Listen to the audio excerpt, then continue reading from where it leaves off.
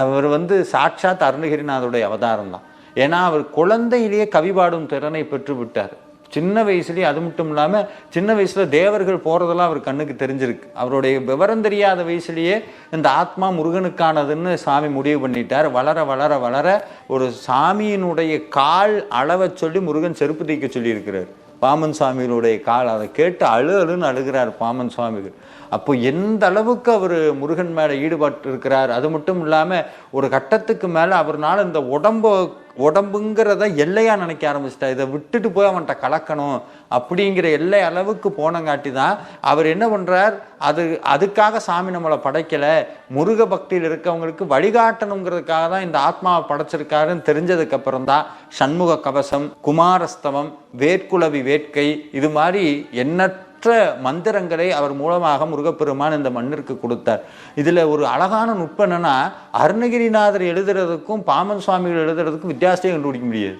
ரெண்டும் ஒரே மாதிரி இருக்கும். அப்போதான் என்னன்னா அது அவருடைய அவதாரம் தான் இவர் அப்படிங்கிறது.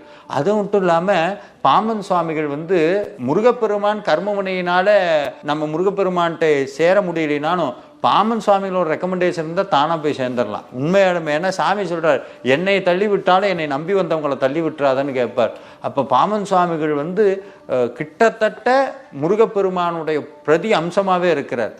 குரு அருள் இல்லையே திரு அருள் இல்லைன்னு சொல்கிறோம். பாமன் சுவாமிகள் இன்னைக்கு பல பேர்த்துக்கு வழிகாட்டியாக இருக்கிறார். என்னுடைய அனுபவமே நிறையா இருக்குது. திருவான்மையூரில் நம்மளுடைய தனியார் தொலைக்காட்சியில் தமிழ் பேச்சங்கள் மூச்ச நிகழ்ச்சிக்கு போகிறதுக்கு எபிசோடுக்கு போகிறதுக்கு முன்னாடி திருவான்மையூருக்கு போகிறேன்.